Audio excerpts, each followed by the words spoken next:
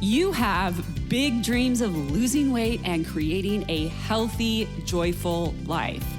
But you find yourself craving sugar, caught up in what the scale says, and diet hopping.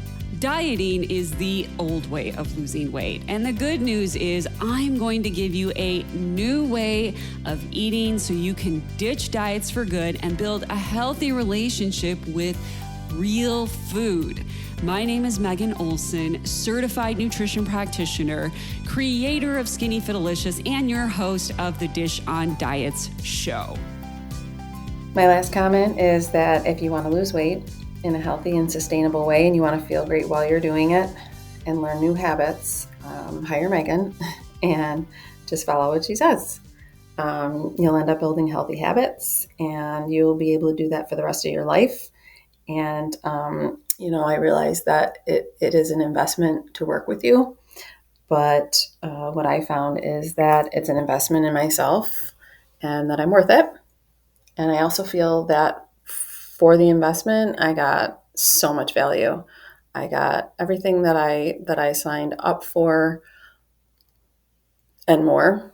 I feel that through the time that we worked together, I really enjoyed your feedback and I enjoyed our calls together. And so, when it's all said and done, I feel that not only did I get a mentor, but I got a friend. So thank you for that. Hello, friends. Today I have a special guest on the podcast, my client, Terry. Terry started coaching with me back in 2021, and she's coming on here to share her story and where she's currently at in her journey. Now, Terry's story is unique in that she started dieting when she was 10 years old, and she has done every diet practically on the planet. And when she started working with me, she only had 10 to 15 pounds to lose. She didn't have that much weight, but she was really, really struggling with a restrictive mindset around food. She was constantly in this mindset of thinking like she had to restrict food, and she was under eating. So she was always hungry. And as a matter of fact, one of the things we had to really work on when we first started working together was getting her hunger under control, because her body was so accustomed to her restricting food that she was overly hungry all the time. And you're going to hear her talk today how she was really surprised how many calories her body really needed and how much she was really under eating from all the years of restrictive dieting. And one of the most important things she's going to share with you today is how her mindset changed and how she learned to feel her feelings, because her mindset and not feeling her feelings were some of the reasons why she tended to binge and overeat from time to time, not just from the restrictive dieting. Anyways, I don't want to give away the whole show. Terry has a lot of helpful tips that she's going to share with you today. And with that, here she is. Hi, Terry. Welcome to the podcast. It's so good to have you on today. Hi, thank you for having me. Sure. So tell all the listeners a little bit about yourself, whatever you feel comfortable with. Okay, so I'm in my mid-50s and I live in New York. I have 2 of my own kids and 2 stepkids, and I'm a dog mom. I work full-time and I have a pretty hectic job that's pretty demanding. I'm married and have a really good, healthy marriage. And so I'm really just busy, basically, living life, juggling all those different roles that I have. Okay. I think a lot of the listeners can relate to that, being busy, juggling a lot of different things, having a job, right? So, yeah. So talk to us a little bit about your weight loss journey. How many years, months, whatever, were you trying to lose weight? What were some of the diets you did in the past, et cetera? All right. So I have a very long history of, I would say, probably being unsatisfied with my size and shape and weight. I have a very long diet history. I've been on diets for, I can remember trying to do things to alter my weight and shape really all the way back to the time when I was about 10 years old. So it's really been most of my life. And I've been kind of yo-yo up and down dieting for, as long as I can remember. I've probably tried every diet in the book. One of my early memories from when I was younger, in that 10, 11 range was I remember going to visit an aunt who lived out of town, and she's been known to diet a lot in her life, but she had this book on her shelf that was called Thin Thighs in 30 Days. Oh. And I was drawn to that book because I wanted to have thin thighs. And instead of like visiting with my family and stuff, I sat down and tried to copy down the whole book and the exercises so that when I got home, I could start working on having thin thighs in 30 days. I did Weight Watchers. I did this one called the Weigh Down Workshop. I went through that fat-free phase with Susan Powder. I don't know if you remember her, where she would say to just like remove the fat out of your diet, and it's just such a quick, easy way to get rid of calories. Yep. I've done calorie counting, diet pills, tried over-exercising. I did the bright line eating, and I did go to OA for a while, Overeaters Anonymous. So I went to Overeaters Anonymous for a while. So I was kind of treating my food issues like as if I had an addiction. And with all of these things that I tried, it was still just kind of like a roller coaster ride for me, where I would lose weight and then get frustrated because I was feeling hungry, deprived, and then I would usually end up gaining the weight back. So when I found you, I was basically, I had worked a lot on not dieting anymore and not taking part in all of the disordered eating tactics that I've been doing. And so it was good in that way, but I still wasn't happy with my weight and where I was at. And I was kind of lost as to how to get rid of the weight without going on another one of those strict diets or trying something new that was probably just going to land me back in the same place. Wow. So you started dieting when you were 10 years old, basically. You started doing some of this stuff. Pretty much. Yeah. Wow. Okay. So some of those things that you did, what do you think were some of the problems from some of those diets that didn't help you? Most of them just promised quick results. And so it would get me pumped up for the quick results.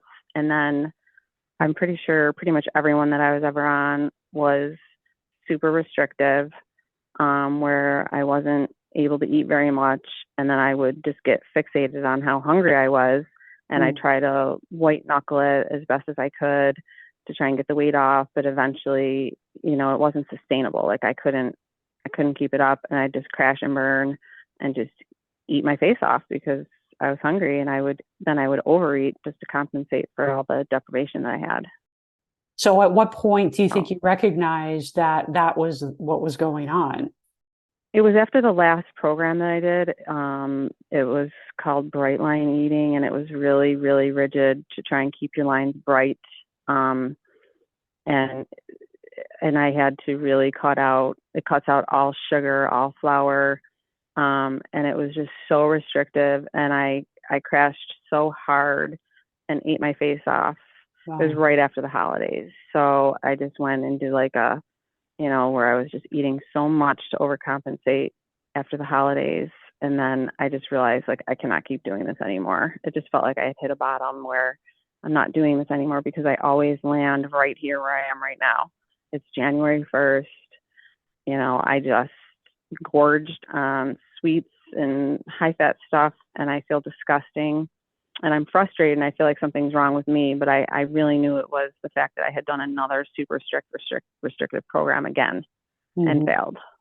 Yeah. And you just didn't know what else to do. No. Okay. And what about Overeaters Anonymous? I have a lot of clients who come from Overeaters Anonymous. What do you think helped or didn't help from doing that?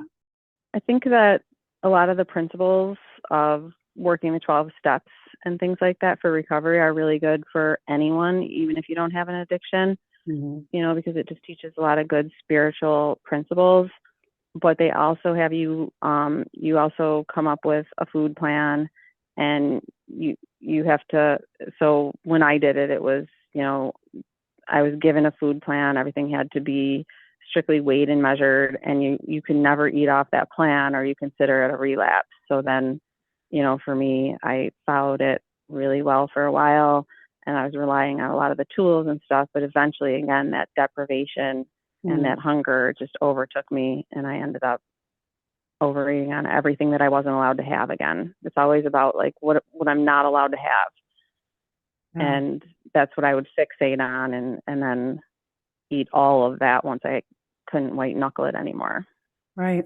So again, it was just too restrictive, and it made me feel bad about myself that I'm an addict with food when you have to put food in your mouth, multiple times a day. It just wasn't sitting well with me as far as the addiction aspect of it, if I truly believe it's an addiction, like some other things like drugs and alcohol. Okay. So you've been doing these kind of things on and off for a really long time. And so I guess, how did you find me? Do you remember? Yeah. So I did work with somebody about just getting off the diet train and to try and heal from, the binge restrict cycle that I was in. Yeah. But it was really about not doing any more dieting and stuff. So I was limiting my exposure on social media to try not to be following anyone who promoted diets and things like that, but healthy lifestyles and stuff. So somehow you came across my feed, or I came across your information on Instagram within the stuff that I was kind of allowing myself to look at. And the things that you were saying about how it's not about restricting, it's not about dieting, it's about a lifestyle, that just really grabbed my attention. Like, that's what I need. I need to learn a lifestyle that is sustainable, rather than dieting. And I thought that I could be okay doing something like that. So I just watched, your stories, and then I started going on to your website and listening to podcasts, and just so much of the stuff that you say resonated with me and felt supportive of being able to lose weight without having to be super restrictive and diety. Yeah. So that was really attractive to you, is not having to do the restriction stuff again and be super diety. Yeah, for sure. Like with the OA stuff, I didn't want to feel like I was an addict because I wanted to eat a piece of apple pie at Thanksgiving. Yeah. You know what I mean? Because that just felt wrong to me. And then you talk about, if you're going to cut something out, you better be prepared to cut it out for the rest of your life, or are you going to be okay not eating that till you're 80 or whatever? And it's like, no, I want to have some of these things every once in a while, and I want to learn how to do it. And you're saying that that's possible. So why don't I learn about that? Because that just resonated more calmly with me, in my nervous system. Sure, for sure. So then at what point did you, after listening to me and following me on Instagram and listening to the podcast, at what point did you decide to have a consultation with me? Oh, so I think the funny thing actually is about that is that I had some sort of a trip coming up. I can't really remember what it was, but I had some event coming up, and it was far enough away that I thought, oh, I could do your 6-month program, and then maybe I could be, looking how I want to look for this trip or whatever it was, the event that I had coming up. And so that's when I decided to watch your class and then try to get a consultation with you. So I had a goal in mind, but it's kind of funny because the goal just wasn't even important after we started working together. And I started learning how you actually operate, So talk a little bit about that. What did you learn as we started working together, and how that wasn't really important? I just learned that it's a lifestyle, that I was going to be creating habits, and that weight loss, sustainable weight loss is very, very slow, and that I need to be prepared to take my time and to worry about putting the things in place that are supportive of that, rather than focusing on the results, and that the results will come with time. And to be patient. A lot of times you told me to be patient. Yep. A lot of times I said to be patient. I know when you and I start working together, the biggest thing we had to, well, there were a couple of things we had to overcome, but one of the biggest things we had to overcome was your hunger. You were very, very hungry. Yeah, so we decided that I was still under eating, even though I wasn't dieting, that I needed to increase those calories and increase what I ate and eat more balanced meals. Yeah. So that I wasn't hungry all the time, and that I wasn't having so many cravings. Yeah. And we spent a long time doing that. Getting your hunger hormones to calm down because you were really hungry after Yeah. years of depriving yourself, and you still kind of had a deprivation slash restrictive mindset. Like, well, should I be eating that? This has too many calories. Should I be doing this? I'm not sure if this is right. I'm hungry. And you would question yourself. You would like ask me like, well, why am I hungry? I shouldn't be hungry. And I would say to you, well, you're hungry because your body needs food. Yeah. Yeah, there are a lot of Yeah. times where you said that to me. You were like confused, like, why am I hungry? Yes. Yes, for sure. You just needed more. And I needed that reassurance. Yeah, I needed that reassurance and to know that it was okay because I've been spending so much of my life hearing to eat less, get Yeah. smaller, eat less. Yeah. Or restrict more, right? Mhm. Mhm. And in your case, it wasn't really about restricting more. We actually had to increase the amount of food you were eating and get you to a place where your hunger was stable. Right. Exactly. I And wasn't walking around feeling like it was an emergency all the time. yeah, you did. Sometimes you felt like it was an emergency, like you needed to eat or else. Mhm. Mhm. Yeah. Yeah. And how did that impact your weight when we worked on just getting your hunger to calm down? Do you remember? I, if I remember correctly, I feel like I might have gained a little bit at the beginning, and then it just stabilized out. And I spent a lot of the time that we worked together in maintenance, Yeah. um, which I wasn't expecting that, but it ended up being just a really good thing because we realized, um, and I learned that I never really knew how to even do maintenance for most of my life because I was so used to the up and down roller coaster. Hmm. So it actually felt good to be there through Hmm. through holidays, through a lot of the different seasons of life that I went through while we were working together. To Hmm. maintain was actually a win at that point. Yeah. To not be yo-yoing between restricting hardcore Hmm. and then just binging hardcore. You were actually just Yeah. like coasting and maintaining for a period of time, which for you was a huge win. Yes. What did we have to work on with your mindset? Oh boy, we had to work on. um, there were some work that we had to do on me learning to be nice to myself and talk nicely to myself and talk to myself the way that I would talk to a best friend. And then there were some other times where you taught me that it's okay to kind of parent the toddler inside of myself as well, like when that's appropriate. Hmm. So learning when to be gentle and have compassion with myself, and then when to say, okay, you can wait on that. You don't need to have that right now, too. And just the mindset of this is a forever thing. This isn't a rush. It's just all about building these habits and putting them on repeat. And weight loss is inevitable, but it's not necessarily going to be super quick. And being okay with that. Hmm. Yeah. And so when you talk about some of the habits you had to put in place, what are some examples of some of the things you had to work on? So I had to work on having those more substantial meals that were balanced, where they had protein, fat, and some carbohydrates, and starting out my mornings with a good protein packed meal was really key for me, and developing that as a habit. Tracking, which was not, in the same way as I had done before, but just to get data.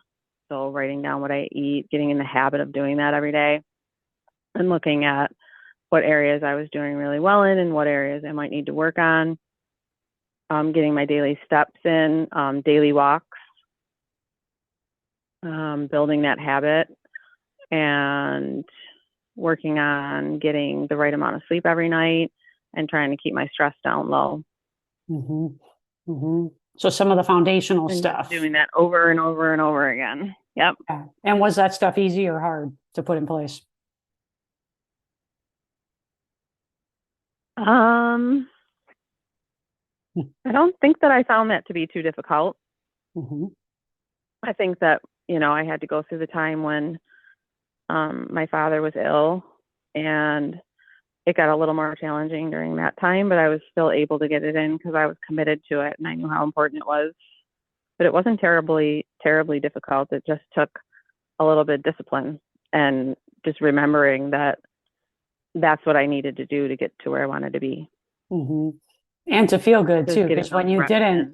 when you didn't do it, you didn't feel good. You noticed. Right. Yeah. I did feel good. And once you get that feeling, it felt good to get my steps and it felt good to take my daily walk. That was time for me to clear my mind a little bit, reflect, connect with nature. It was really good for my soul to get that daily walk, especially when things were stressful.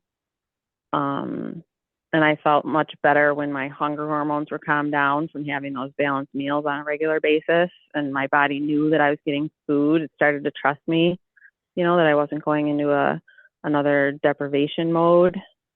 So yeah, the more I kept the habits in place, the better I felt. And that just made me keep wanting to do it. What happened with the weight part of it? Because we kind of maintained your weight and we kind of worked on your mindset and habits for a long period of time, feeding your body adequate nutrients. What eventually happened with your weight?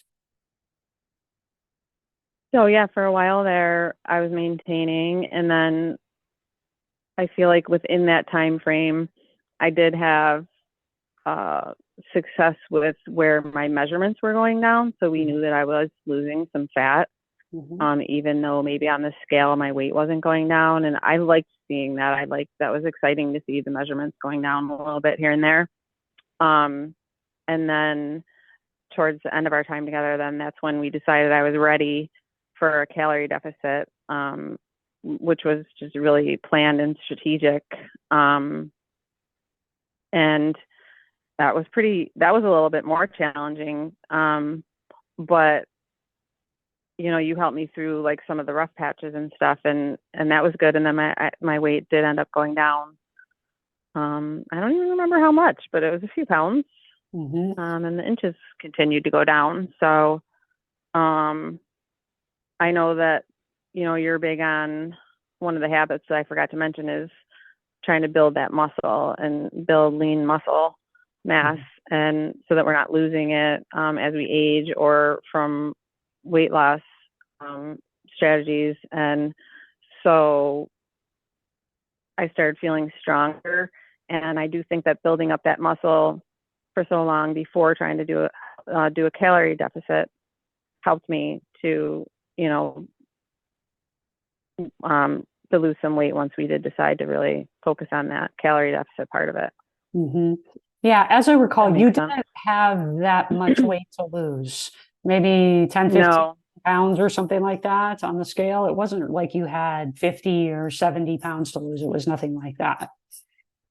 no, because that was one of the reasons I didn't start with you when I wanted to, is because I think you used to say you help women who had 50 or more pounds to lose or something. So I kept thinking, she's not going to want to work with me. But then I reached out and asked you, and you said, yeah, yes, I will. So yeah, I didn't have a lot to lose, and that does, make it go even more slow, but I knew that going in too. And so even then when we did do the calorie deficit and I lost some pounds, it was, noticeable in my clothes and how they fit and stuff like that. And it felt good. And you mentioned that some things were challenging in the calorie deficit. Do you want to talk about that a little bit? What was challenging for you? Yeah, I had to learn in the calorie deficit. I had to learn how to tolerate some hunger because, from what you teach and what we know to be true now is that you do have to have a calorie deficit if you want to lose the weight. And so that means, less food. So I had to just learn how to tolerate a little bit of hunger, not horrible, and also be really more planned and calculated. And so that's just challenging for me because for whatever reason, it just is. So I had to be more careful about planning my meals and really trying to make sure I was getting the fiber in and the protein in so that I could have the calorie deficit, but not be super hungry either.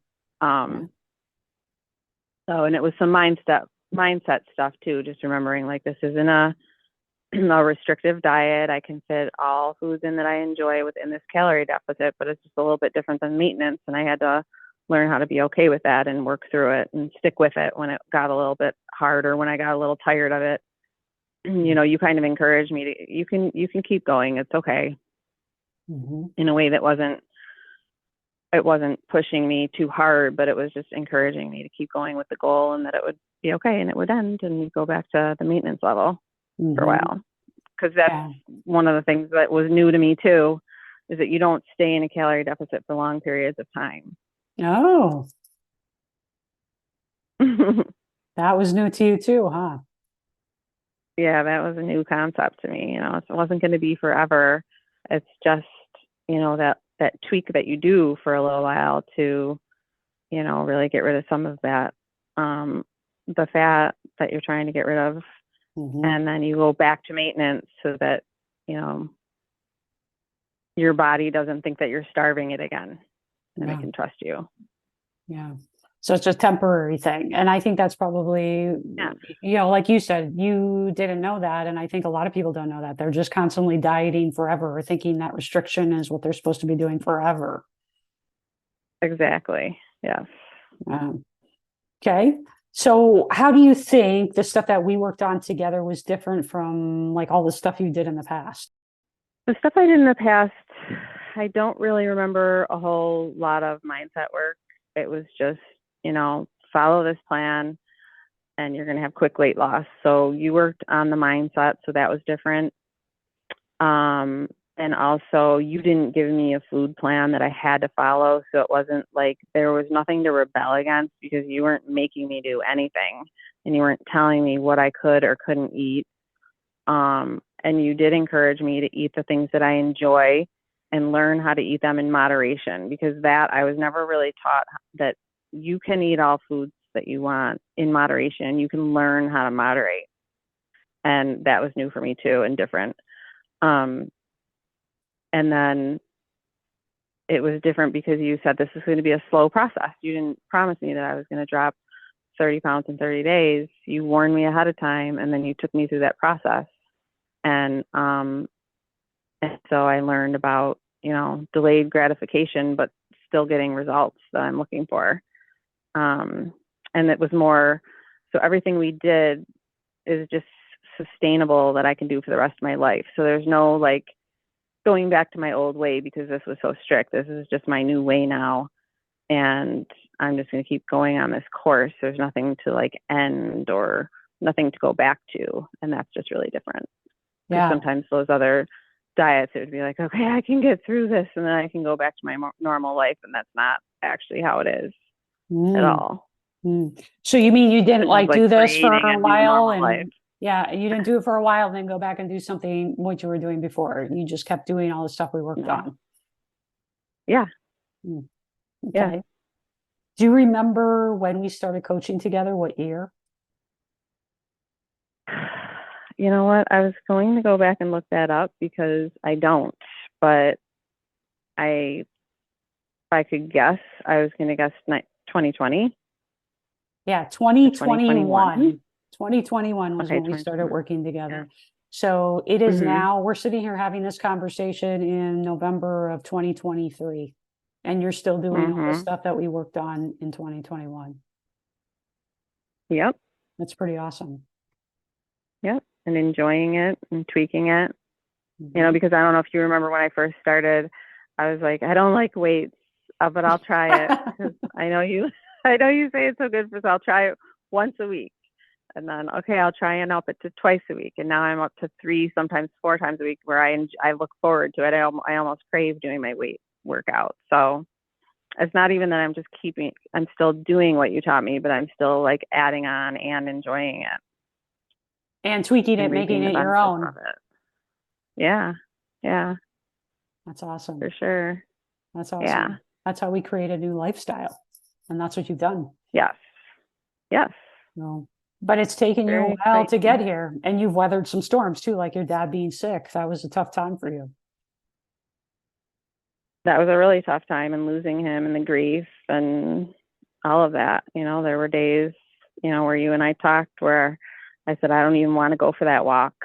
Mm. I just don't want to go for that walk. And you talked to me about how it could be so healing, and it could be a time to heal, and it could be a time to process all those feelings. And I was like, okay, I don't want to do it, but I'm going to trust what Megan says, because nothing has let me down yet of what she said.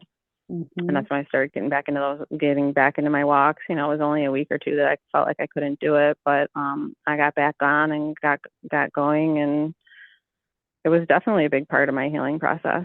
Wow. Wow. Yeah. Speaking of feelings, you mentioned earlier about food journaling and how food journaling was quite different than what you've done in the past. And so maybe you could talk to the listeners about how food journaling was different for you and what it kind of helped you see about your feelings and your relationship with food.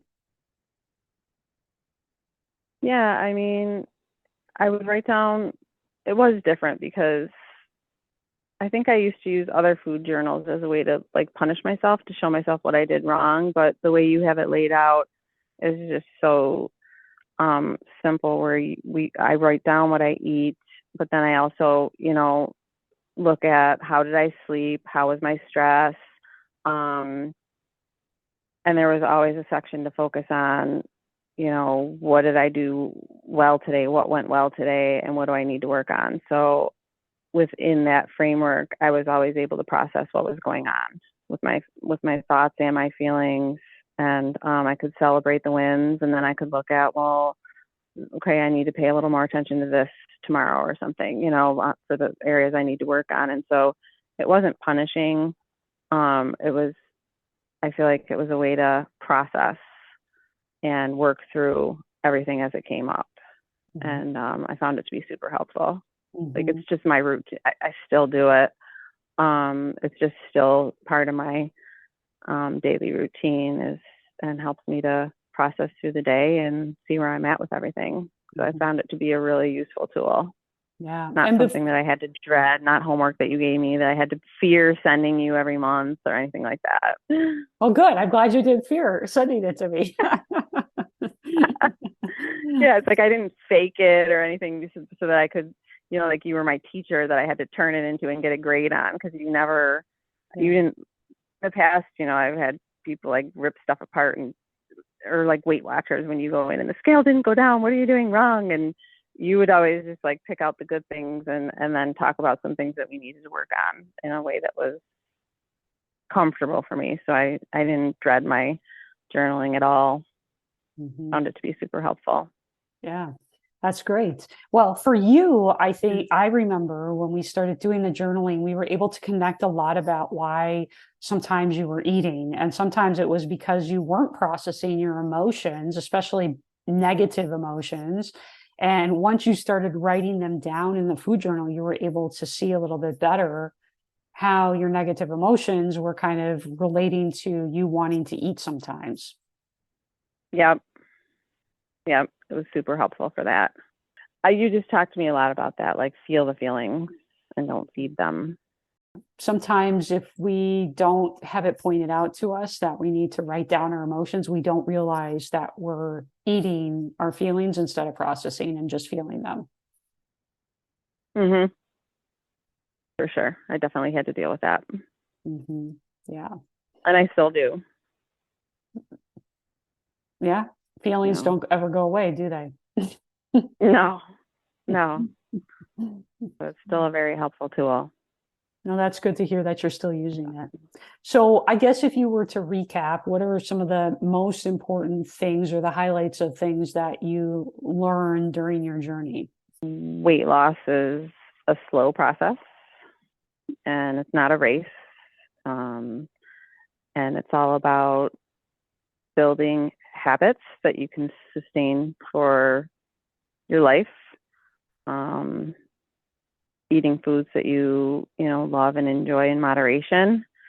And one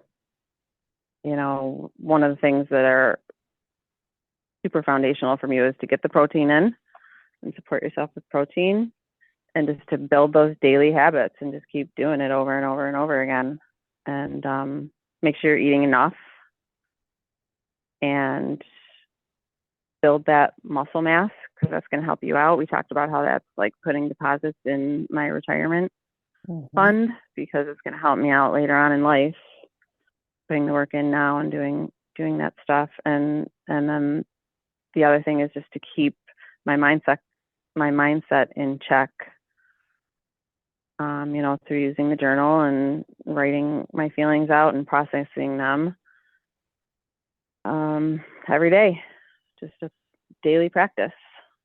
And that's not going to be perfect every day, and that's okay, but you just, wherever you leave off, to just get back on and keep going. Wow, very different from how you were before. Yeah.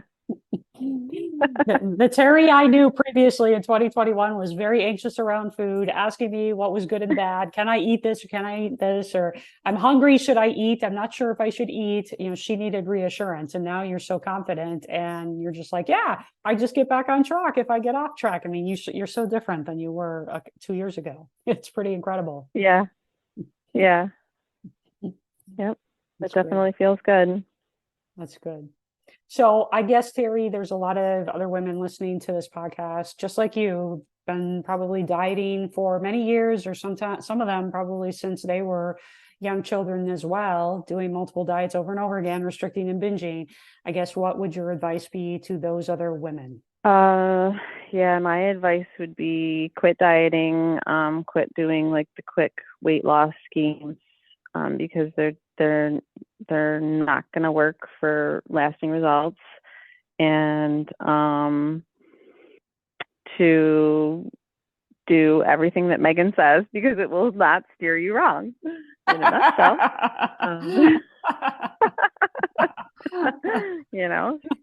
Start doing things that are sustainable and gonna get you where you want to go in the long run. Yeah, things that are sustainable that you can do until you're 85 years old. Yes. Yeah. Like you say that over and over and again, and it's so true. And I take comfort in that a lot of times. Sometimes I will use that as a question for myself. And it keeps me, on track and knowing that I'm doing the right thing. But yeah, anything, stop chasing like the shiny objects, because they're not taking you to where you really want to go. It's, everything that you teach and that you practice is just really practical and true. And I know some people don't even like hearing some of the things you have to say, because you're not making promises that you can't keep, but you're giving people truth. And it really, I think it just leads people to where they really actually want to go. And it's not easy getting there. It's not easy getting there either. No. It does take some hard work. You don't sugarcoat it. No. Yeah. Not at all. I absolutely don't. But yeah. You're a testament, though. I mean, you really were struggling when we first started working together, and you didn't have that much weight to lose. And I mean, sometimes even if you have 10 or 15 pounds to lose, it can feel as hard as if somebody that has 100 pounds to lose. And when you've come off so many diets like you have, and so much restricting, so much binging, it really does take a psychological toll. And you really didn't trust yourself. That was the biggest issue I noticed for you when we started working, was the lack of trust around, like, well, I'm hungry. Should I trust that I'm hungry? Should I trust that I should be able to eat food? Do I deserve to eat food? Because I'm overweight. I shouldn't really be eating.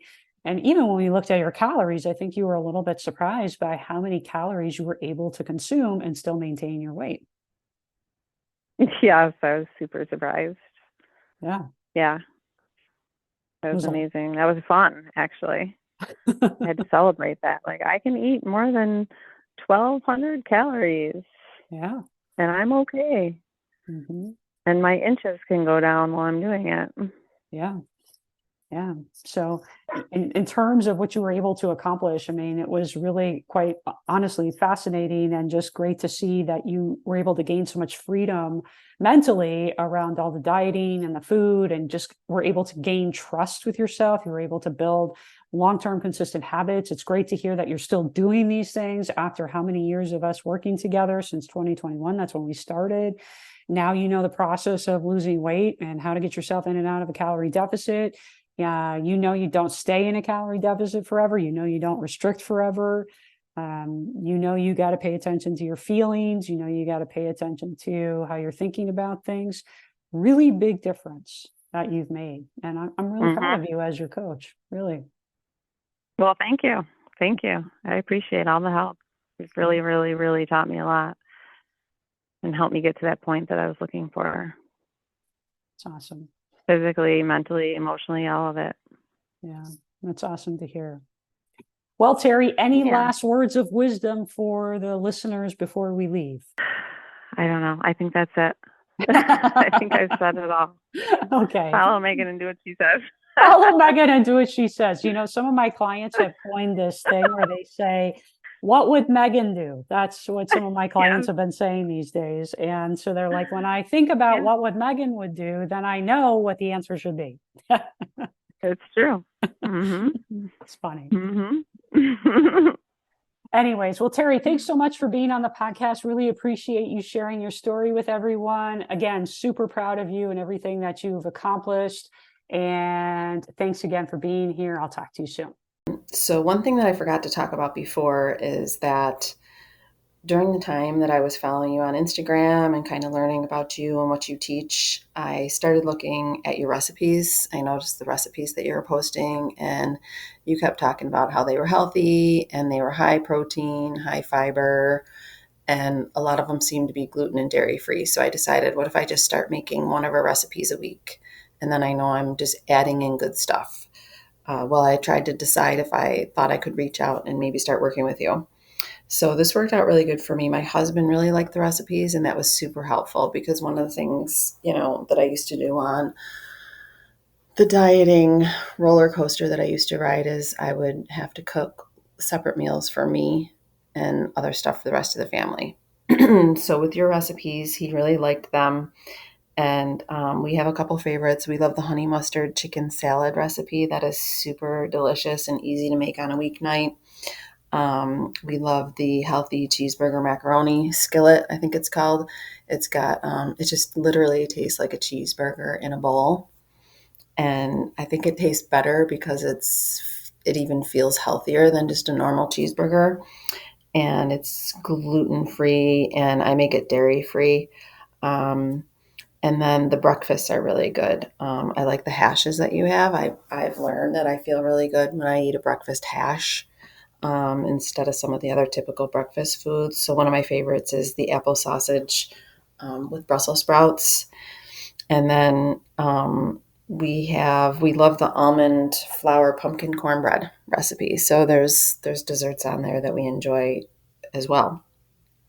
So now on a regular basis, I usually plan 2 or 3 to 4 meals a week from your recipe for dinner.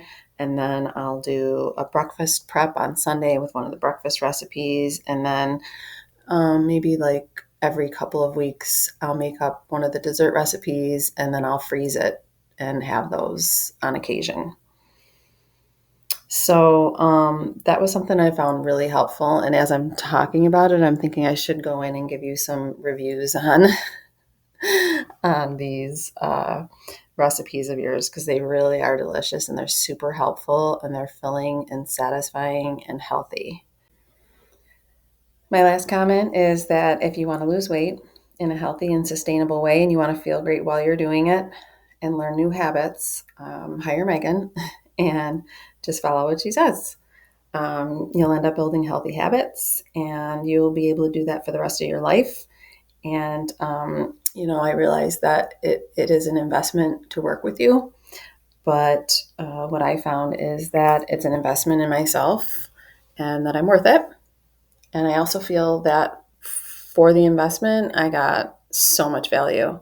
I got everything that I signed up for and more.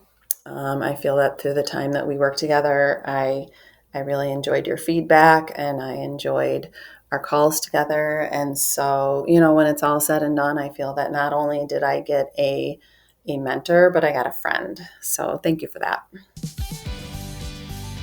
Hey, if you enjoyed this podcast, you have to come check out my free weight loss class. It's the 5 steps to lasting weight loss, how hormones impact weight loss, and the truth about lasting weight loss without relying on willpower, workouts, or deprivation. Click the link in the show notes to watch that free class today. And if you are a woman over 35 with 20 to 50 or more pounds to lose, schedule a free weight loss breakthrough session with me after you watch that class. And let's talk about your 20 to 50 or more pound weight loss plan.